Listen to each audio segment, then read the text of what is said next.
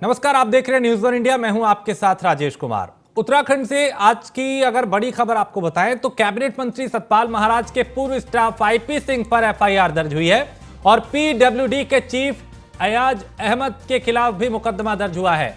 डालनवाला थाने में गंभीर धाराओं में मुकदमा दर्ज हुआ है और सतपाल महाराज के पीआरओ कृष्ण मोहन शर्मा ने मुकदमा दर्ज करवाया है।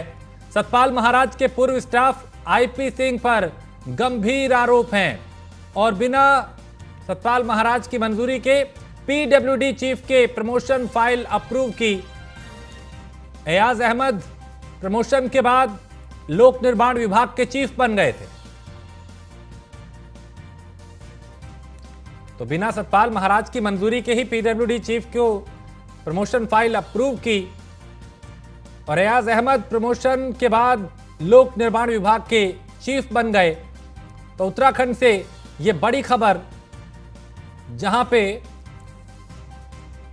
कैबिनेट मंत्री सतपाल महाराज के पूर्व स्टाफ आईपी सिंह पर एफआईआर दर्ज हुई है। ज्यादा जानकारी सुदीप जैन हमारे विशेष संवाददाता देंगे। सुदीप, ये क्या पूरा मामला था जिसमें कई मुश्किलें जो हैं अधिकारियों की दो की बढ़ती हुई नजर आ रही है? देखिए, बड़ा दिलचस्प मामला है। बीते 6 माह से करीब जो पीडब्ल्यूडी चीफ हैं, उनकी तैनाती से कैबिनेट मंत्री सतपाल महाराज नाराज हैं। उनका कहना है कि जब ये प्रमोशन की फाइल तैयार हुई और उनके दफ्तर आई तो बिना उनके संज्ञान में लाए इस फाइल को अप्रूवल दे दिया गया और ये फाइल मुख्यमंत्री कार्यालय से होते हुए अप्रूव हुई और उसके बाद पीडब्ल्यूडी चीफ अयाज अहमद बने। समय समय पर अयाज अहमद को हटाने की मांग दबी जुबान या खुली जुबान से करते रहे हैं कैबिनेट मंत्री सतपाल महाराज। और कल देर रात एक तहरीर दी गई जो कैबिनेट मंत्री हैं सतपाल महाराज, इनके स्टाफ कमल मोहन शर्मा के कृष्ण मोहन शर्मा के द्वारा। उसमें अयाज अहमद और पूर्व स्टाफ आईपी सिंह के नाम गंभीर धाराओं में, आधा दर्जन आईपीसी की धाराओं में मुकदमा दर्ज करने की अनुरोध डालनवाला थाना पुलिस से किया गया।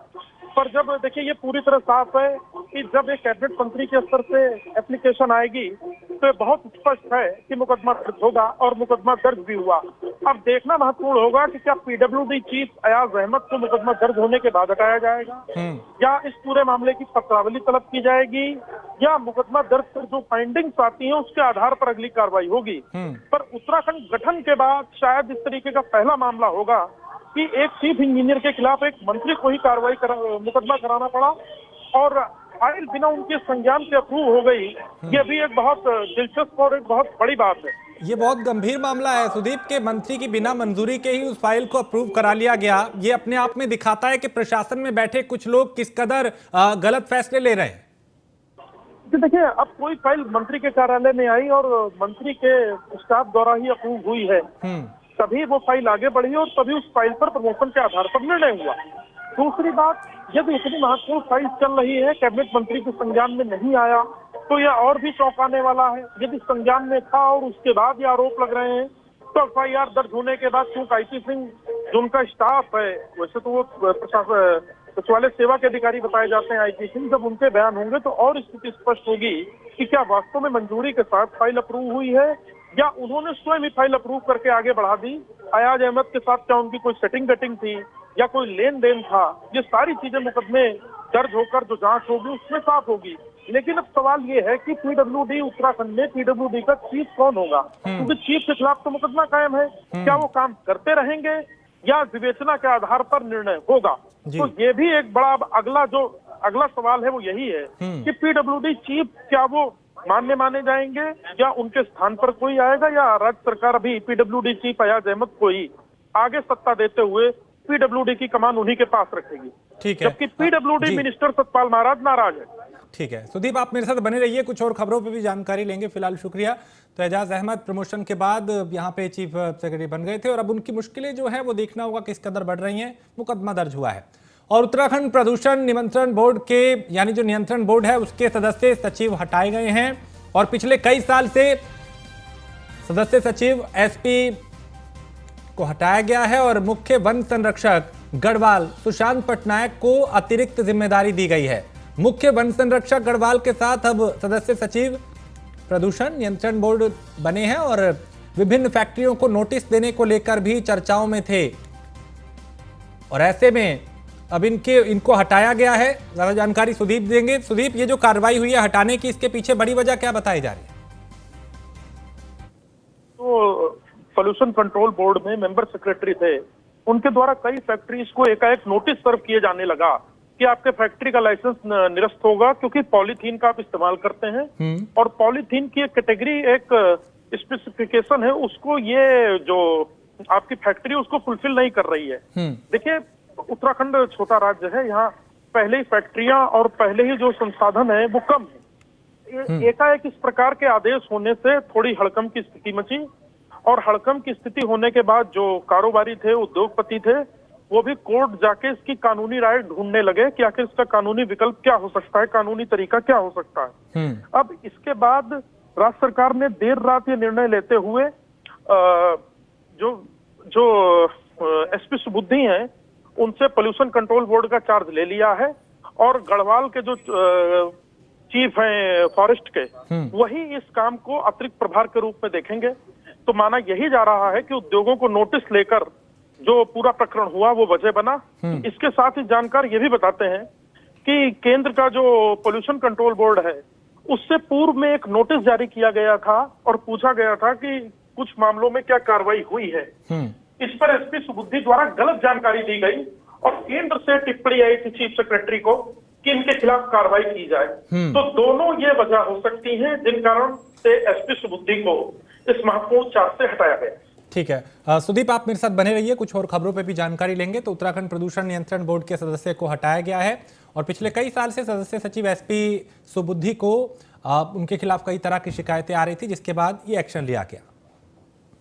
और राष्ट्रपति द्रौपदी मुर्मू का 2 दिवसीय उत्तराखंड दौरा है। देहरादून पहुंचने पे राज्यपाल और मुख्यमंत्री ने उनका अभिवादन किया और राष्ट्रपति द्रौपदी मुर्मू का रात्रि विश्राम आज राजभवन में ही होगा और राष्ट्रपति मुर्मू 9 परियोजनाओं का यहां पे लोकार्पण और शिलान्यास करेंगी। 9 दिसंबर को राष्ट्रपति राजभवन में नक्षत्र वाटिका का शुभारंभ करेंगी और मसूरी स्थित एलबीएस प्रशासनिक अकादमी के कार्यक्रम में भी वो शामिल होंगी और शाम 4 बजे दून यूनिवर्सिटी के दीक्षांत समारोह में भी वो यहां पे शामिल होंगी। तो राष्ट्रपति द्रौपदी मुर्मू का 2 दिन का ये उत्तराखंड दौरा है और इन 2 दिनों में क्या कुछ खास रहने वाला है, इस पर ज्यादा जानकारी सुदीप जैन देंगे जो लगातार हमारे साथ देहरादून से बने हुए हैं। सुदीप, राष्ट्रपति का 2 दिन का कार्यक्रम, क्या कुछ खास इसमें रहने वाला है?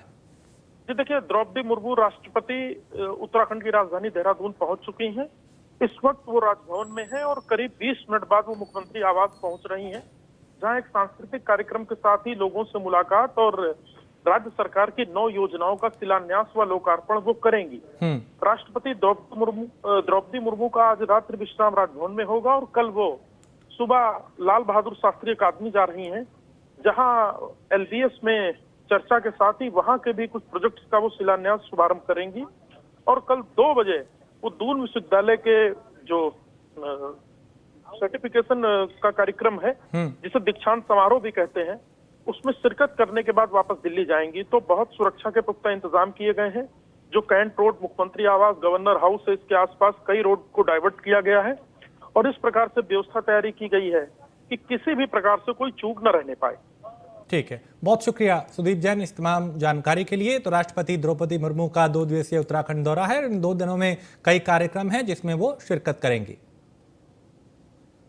तो देहरादून पहुंचने पर राज्यपाल और मुख्यमंत्री ने उनका स्वागत किया, अभिवादन किया। रात्रि विश्राम वो आज राजभवन देहरादून में ही करेंगी और राष्ट्रपति का यानी जो राष्ट्रपति द्रौपदी मुर्मू है वो 9 परियोजनाओं का लोकार्पण और शिलान्यास करेंगी।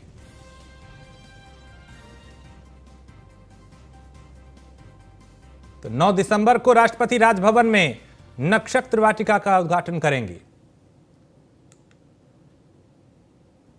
तो राष्ट्रपति का 9 दिसंबर को एक कार्यक्रम, दोपहर का भोजन मुर्मू एलबीएस अकादमी मसूरी में करेंगी और दोपहर 2 बजे दून यूनिवर्सिटी में आयोजित कार्यक्रम में वो शिरकत करेंगी। शाम 4 बजे तक दून यूनिवर्सिटी दीक्षांत समारोह में वो हिस्सा लेंगी और दून विश्वविद्यालय में महिला सदस्य सहायता समूहों, दिव्यांगजनों के साथ वो चर्चा करेंगी। जॉली ग्रांट में शाम 4:45 पे दिल्ली के लिए राष्ट्रपति द्रौपदी मुर्मू रवाना होंगी। सुबह 8 बजे नक्षत्र वाटिका का वो शुभारंभ करेंगी और सुबह करीब 8:30 बजे जीटीसी हेलीपैड को से मसूरी के लिए रवाना होंगी और सुबह 9:20 पे मसूरी स्थित एलबीएस अकादमी में कई कार्यक्रम हैं जिसमें वो शिरकत करेंगी। एलबीएस अकादमी में लोकार्पण और शिलान्यास के भी कार्यक्रम हैं।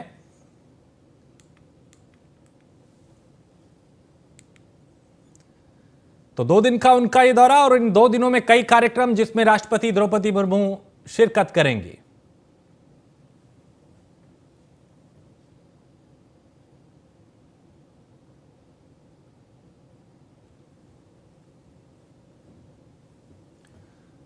और गुजरात और हिमाचल विधानसभा चुनाव को लेकर मुख्यमंत्री पुष्कर सिंह धामी की पहली प्रतिक्रिया सामने आई। गुजरात में संतोषजनक चुनाव परिणाम पे मुख्यमंत्री धामी ने कहा कि कांग्रेस को पूरे देश ने नकार दिया है।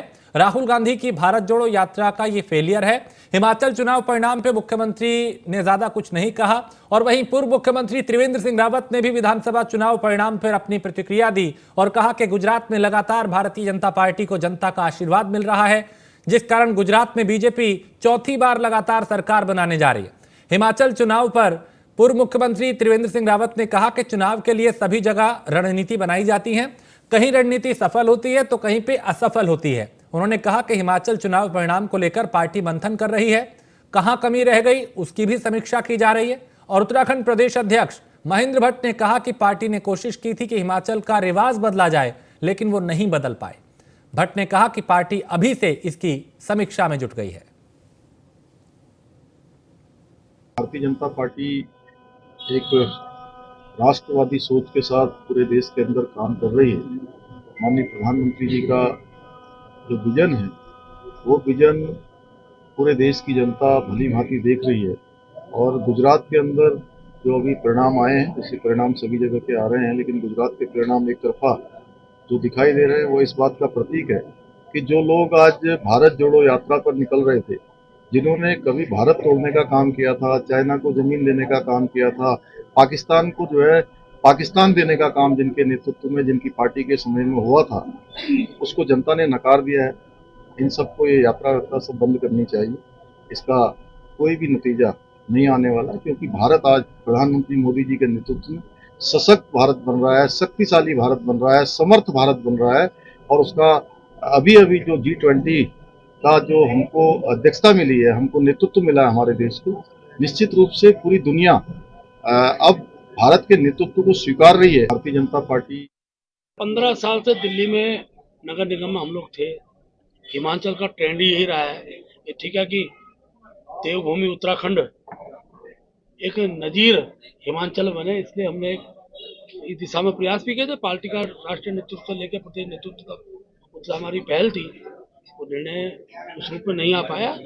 भविष्य में जो सुधार की आवश्यकता रहेगी उससे सुधार करेंगे।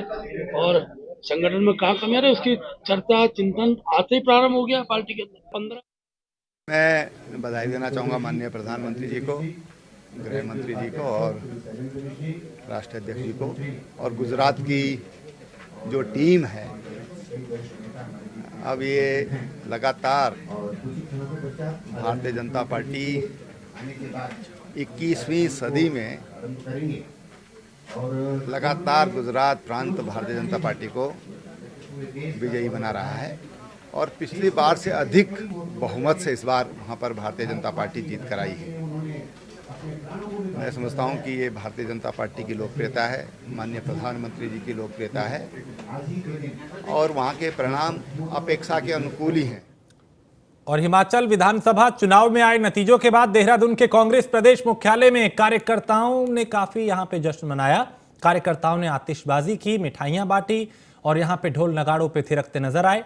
हिमाचल प्रदेश विधानसभा चुनाव में कांग्रेस के पक्ष में नतीजों के बाद उत्तराखंड कांग्रेस अध्यक्ष करण मेहरा ने बीजेपी पर निशाना साधा और करण मेहरा ने इसे हिमाचल की जनता की जीत बताया। उन्होंने कहा कि जिस प्रदेश से बीजेपी के राष्ट्रीय अध्यक्ष जेपी नड्डा और बीजेपी के पोस्टर बॉय केंद्रीय मंत्री अनुराग ठाकुर आते हैं, उस राज्य में कांग्रेस पार्टी ने अपनी जीत दर्ज कराई है। उन्होंने कहा कि इस समय कांग्रेस की लहर समूचे देश में है और इस जीत का सबसे बड़ा कारण राहुल गांधी की जुबान का पक्का होना है। उन्होंने कहा कि जिन 2 राज्यों में कांग्रेस की सरकार है वहां राहुल गांधी ने ओल्ड पेंशन स्कीम को लागू कराया और राहुल के इसी संदेश को प्रियंका गांधी ने हिमाचल की जनता तक पहुंचाया।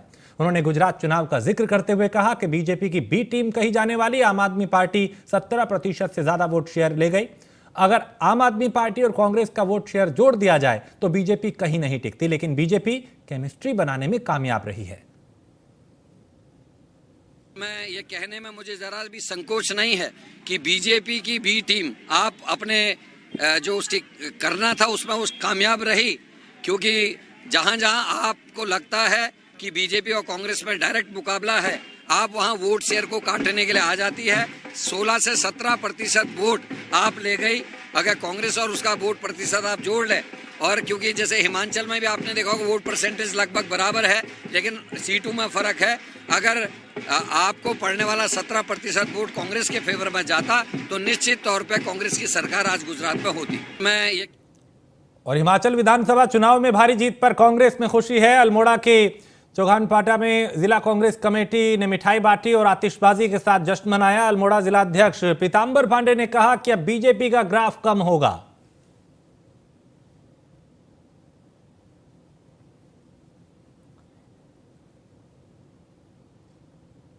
आज हिमाचल प्रदेश में भारी बहुमत को लेकर के अल्मोड़ा के कांग्रेस जनों द्वारा मिष्ठान वितरण किया गया। पूरे उत्साहित होकर के आज जो है इन्होंने जेपी नड्डा वापस जाओ, क्योंकि जेपी नड्डा जी जो हिमाचल के से रहने वाले और राष्ट्रीय अध्यक्ष हैं, उनने अपने नैतिकता के आधार पर कांग्रेस ने मांग की है कि उन्हें अपना इस्तीफा दे देना चाहिए। और कांग्रेस आप पूरे कांग्रेस जनों को हम बधाई देना चाहते हैं और आभारी हैं राहुल गांधी जी के, प्रदेश अध्यक्ष जी के, राष्ट्रीय अध्यक्ष जी के, कि उनके शुरुआत जो है हिमाचल से हो चुकी है। आज और देश के पहले सीडीएस जनरल बिपिन रावत की प्रथम पुण्यतिथि के अवसर पर बीजेपी मुख्यालय में श्रद्धांजलि सभा का आयोजन किया गया।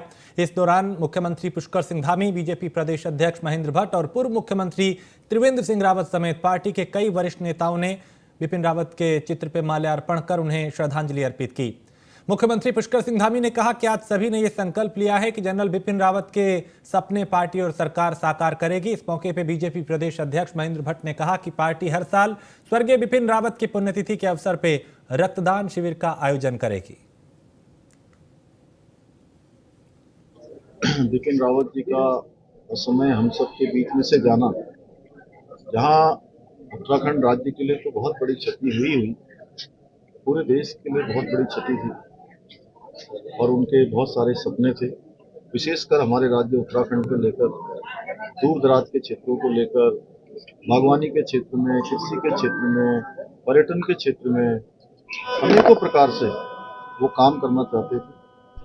हमारे यहाँ के जो नौजवान सेना में जाना चाहते थे, उन सभी के लिए उन्होंने बहुत सारी योजनाएं बनाई हुई थी और उनके असमय जाने से जरूर हम सबको बहुत बड़ा धक्का लगा। एक चेन जो बहुत तेजी से चल रही थी उसकी गति धीमी हुई, लेकिन आज क्योंकि उनका ये दिवस आज हमने श्रद्धांजलि दिवस के रूप में यहाँ पर हमने सभी ने उनका स्मरण किया है और ये संकल्प भी लिया है कि हमारी पार्टी, हमारी सरकार, उनके जो सपने थे, उनके जो संकल्प थे, जो उनके मन में उत्तराखंड को आगे ले जाने के विचार थे, उनको लेकर हम आगे बढ़ेंगे और हर वर्ष उनको इसी प्रकार से हम लोग उनका स्मरण करके, उनके बताए हुए मार्गों को पुनः स्मरण करके उस पर आगे चलने का काम करेंगे। बिपिन रावत जी का जन्म भले ही उत्तराखंड में हो, वो देश की धरोहर थी और इस प्रकार से हम सबको छोड़ कर चले जाएंगे, हमको कल्पना भी नहीं थी। देश की चाहे आंतरिक सुरक्षा हो, बाह्य सुरक्षा हो, शुरू से इनको बहुत बड़ा योगदान था और आज उनकी प्रथम पुण्यतिथि पर हमने उनको श्रद्धा समर्पित की है। आज ही हमने तय किया है कि हर वर्ष उनकी पुण्यतिथि के अवसर पर भारतीय जनता पार्टी युवा मोर्चा रक्तदान के शिविर आयोजित करेगा, क्योंकि उत्तराखंड एक वीर भूमि है और उत्तराखंड के हर गांव में एक सैनिक रहता है।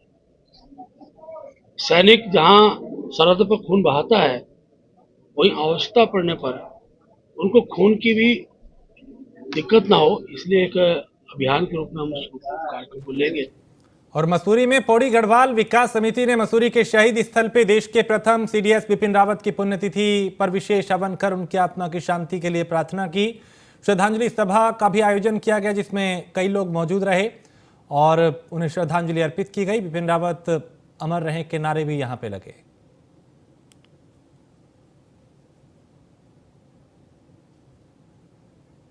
लोग हैं वो थोड़ा व्यसन की ओर ज्यादा जा रहे हैं। फौज में जाने का मतलब है कि आप व्यसनों से दूर हैं, आपके अंदर एक जज्बा है क्योंकि मैं भी एक फौजी के पुत्र हूँ, मेरे पिताजी फौज में थे, गढ़वाल राइफल में थे, तो मुझे पता है कि फौजियों के जो रूल्स होते हैं, जो नियम होते हैं, कहीं ना कहीं मैं उनसे थोड़ा विदित हूँ उन चीज़ों से।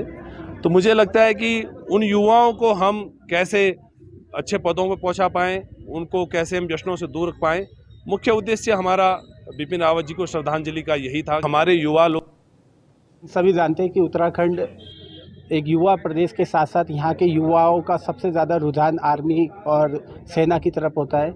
और सीडीएस हमारे प्रथम सीडीएस हमारे बिपिन रावत जी हमारे सारे प्रदेश के युवाओं के लिए एक रोल मॉडल जैसे रहे हैं। किसी भी परिवार में जब कोई भी बच्चा किसी देश के लिए बलिदान देता है तो हम उसे बिल्कुल भी दुख का प्रतीक नहीं मानते, हम उसे गौरव और हर्ष का मानते हैं। देखिए, और चमोली जिले के थराली में सैन्य बाहुल्य गांव सवाड़ में 15वें अमर शहीद मेले का शुभारंभ सैन्य कल्याण मंत्री गणेश जोशी ने किया। 3 दिवसीय इस मेले का आयोजन हर साल 7 दिसंबर को किया जाता है और कैबिनेट मंत्री गणेश जोशी ने शहीद स्मारक पे वीर शहीदों को नमन करते हुए सवाड़ गांव से आजादी की लड़ाई में शामिल हुए वीरों को याद किया और गणेश जोशी ने शहीद मेले को राजकीय मेला घोषित किया।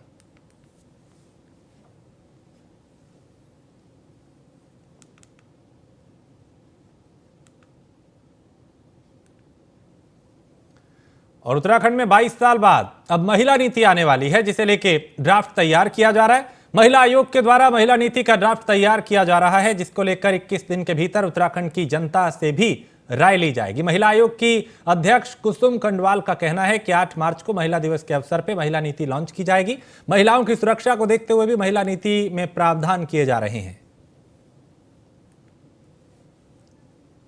मुख्य रूप से हमारी महिलाओं की सुरक्षा को लेके और जो हमारी बेटियां पहाड़ से प्लेन की ओर पढ़ने के लिए आती हैं, हालांकि मैं खुद भी जब जा रही हूँ, जहाँ भी मेरा दौरा होता पहाड़ की तरफ, मेरा सबसे ये निवेदन होता है, परिवार से विशेषकर ये निवेदन होता है कि अगर हम बेटा या बेटी दोनों को समान रूप से, आज हम समानता की बात कर रहे हैं कि समान रूप से दोनों को ही हमें समझाना भी होगा, थोड़ा शिक्षा उन्हें संस्कार भी देने होंगे और उनकी मॉनिटरिंग भी करनी होगी। हमारे बच्चे अगर पहाड़ से प्लेन की ओर आ रहे हैं तो थोड़ा सा हम सब की जिम्मेदारी बन जाती है कि वो वास्तव में कोई रास्ता ना भटके और इसके लिए नीति में भी हम बिल्कुल प्रावधान है, नीति में भी हमारे पास सुझाव आ रहे हैं और ले भी रहे हैं कि और अच्छे से कैसे हमारी किसी भी बच्चे के साथ, किसी भी बेटी के साथ कोई ऐसा गलत काम ना हो, उसको लेके महिला आयोग हर समय तत्पर रहता है। और शासन में मेरी फाइल तेरी फाइल की प्रवृत्ति से सहकारिता विभाग में जिला सहकारी बैंकों में हुई भर्तियों में गड़बड़ी की जांच रिपोर्ट अब न्याय विभाग में अटक गई है। जांच समिति 2 महीने पहले ही जांच रिपोर्ट शासन को सौंप चुकी है, लेकिन इस पर कार्रवाई होना तो दूर, अब तक जांच के तथ्यों का ही खुलासा नहीं किया गया। इस पूरे प्रकरण को लेकर कांग्रेस के पूर्व अध्यक्ष जो है उन्होंने मंत्री धन सिंह रावत को आड़े हाथों लिया। उन्होंने कहा कि जांच रिपोर्ट शासन को सौंपी जा चुकी है, लेकिन मंत्री उसको रिसीव इसलिए नहीं कर रहे क्योंकि उसमें गड़बड़ियां हैं। उन्होंने कहा कि विभागीय मंत्री पर कड़ी कार्रवाई होनी चाहिए। और संबंधित जांच की पत्रावली माननीय मंत्री जी तक पहुंचे हैं, लेकिन चूंकि घोटाले के सूत्रधार स्वयं मंत्री हैं, तो मंत्री जी ने उल्टा डांट के, अनऑफिशियली डांट के उस फाइल को वापस किया कि क्या बहुत जल्दी हुई है इस फाइल को यहां तक पहुंचाने की। और अंततोगत्वा सचिव को उसमें यह लिखना पड़ा कि मंत्री जी क्षेत्र से बाहर होने के कारण ये पत्रावली अभी पेंडिंग कर दी जाती है। तो सहकारिता मंत्री जी के पद पर रहते हुए, संसदीय कार्य मंत्री जी के पद पर रहते हुए इन भर्ती घोटालों की निष्पक्ष जांच हो, यह संभव नहीं है। सीबीआई को जांच मुख्यमंत्री जी को संस्तुत करनी चाहिए कि इसकी सीबीआई जांच हो। ऑपरेटिव विभाग में जितनी भी नियुक्तियां होती हैं वो बोल्ड करता है, और जब मुझे पता चला कि भाई कुछ खामियां हैं उसमें, वैसे तो सबसे पारदर्शी नियुक्ति हमारे राज्य में होती है, तो हमने जांच के आदेश दिए हैं और जैसे जांच मेरे पास आएगी, अभी तक तो मेरे पास आई नहीं, लेकिन मैंने कहा कि जल्दी दीजिए, तो अगर गड़बड़ होगा तो उनके खिलाफ निश्चित रूप से कार्रवाई। और इसी के साथ इस बुलेटिन में फिलहाल इतना ही। आप बने रहिए न्यूज़ 1 इंडिया के साथ।